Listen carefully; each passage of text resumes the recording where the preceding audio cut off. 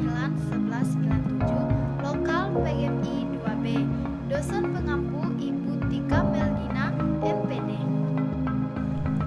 A. Proses pembentukan muka bumi. Permukaan bumi terdiri atas berbagai bentuk dari yang datar, bergelombang, atau berbukit sampai bergunung. Keragaman tersebut tidak terjadi begitu saja, melainkan melalui berbagai proses dan waktu yang sangat lama. Bentuk muka bumi yang dihasilkan oleh tenaga endogen.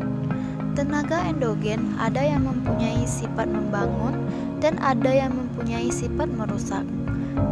Tenaga endogen merupakan kekuatan yang mendorong terjadinya pergerakan kerak bumi.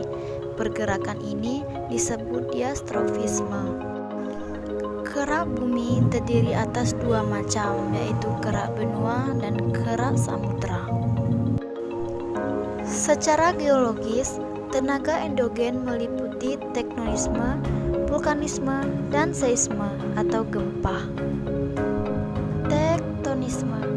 Tektonisme adalah gerakan lapisan menyusun kerak bumi.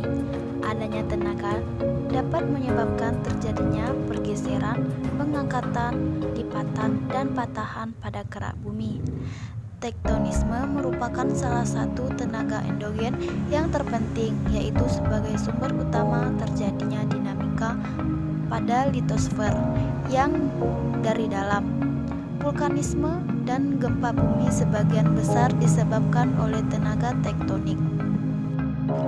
Berdasarkan kecepatan gerak dan luas daerah, tektonisme dibedakan atas epirogenesa dan orogenesa. Epirogenesa, proses perubahan bentuk daratan yang disebabkan oleh tenaga lambat dari dalam bumi dengan arah vertikal, baik ke atas maupun ke bawah melewati daerah yang sangat luas. Epirogenesa dibagi menjadi dua macam, yaitu epirogenesa positif, yaitu gerakan yang mengakibatkan turunnya lapisan kulit bumi sehingga permukaan air laut terlihat naik dan daratan menurun. Epirogenesa negatif, yaitu gerakan yang mengakibatkan menaik lapisan kulit bumi sehingga permukaan air laut terlihat turun dan daratan menaik. Orogenesa, pergerakan lempeng tektonisme yang sangat cepat dan meliputi wilayah yang sempit. Tektonik orogenesa biasanya disertai proses pelengkungan atau warping, lipatan, folding, pelengkungan, maupun patahan yang terjadi akibat adanya tekanan pada arah mendatar pada lapisan batuan yang lentur. Lipatan, lapisan kulit bumi yang mendatar, tekanan arah mendatar akan membentuk lipatan. Punggung lipatan disebut antiklinal, lembah lipatan disebut sinklinal. Patahan terjadi karena adanya tekanan atau gerakan tektonik secara horizontal maupun vertikal pada kulit bumi yang rapuh. Daerah patahan merupakan daerah yang rawan gempa karena rapuh. Patahan sering disebut juga sesar. Lipatan tegak. Lipatan tegak terjadi apabila lapisan mendapat dorongan yang besarnya sama dan berlawanan arah. Lipatan miring. Lipatan miring terjadi apabila lapisan mendapat dorongan yang lebih kuat dari sebuah sisi daripada sisi yang lain. Maksudnya, dorongan yang satu lebih kuat daripada dorongan yang lain dari sisi yang berbeda. Recumbent fault. Lipatan tipe ini terbentuk akibat sisi yang satu terlalu menegangkan sisi yang lain sehingga menyebabkan sumbu lipatan menjadi hampir datar. Lipatan sesar sungkup terbentuk ketika tenaga tekan menekan satu sisi dengan kuatnya hingga menyebabkan lipatan menjadi retak.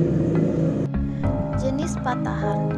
Tanah naik atau horst adalah tanah datar yang letaknya lebih tinggi daripada daerah di sekitarnya. Hal ini akibat tanah yang ada di sekelilingnya mengalami patah. Horst bisa terjadi sebagai akibat gerakan tektonik Patogenesa secara horizontal memusat, yaitu adanya tekanan yang berasal dari dua arah atau lebih yang akhirnya menyebabkan kerak bumi bergerak naik ke atas. Tanah turun, graben atau sleng adalah tanah datar yang letaknya dapat terlihat lebih rendah daripada daerah yang ada di sekitarnya. Hal ini diakibatkan karena dataran di sekitarnya patah.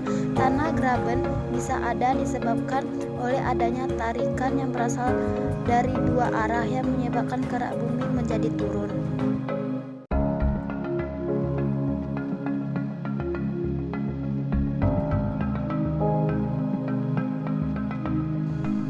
Bentuk muka bumi dari bentuk patahan dan lipatan di antara sebagai berikut. 1. Pelitosfera. 2. Dataran tinggi. 3. Plato atau plateau. 4. Depresi. 5. Palung laut. 6. Lubuk laut. 7. Punggung laut. 8. Ambang laut. 9. Sel. Itulah yang dapat saya jelaskan. Saya mohon maaf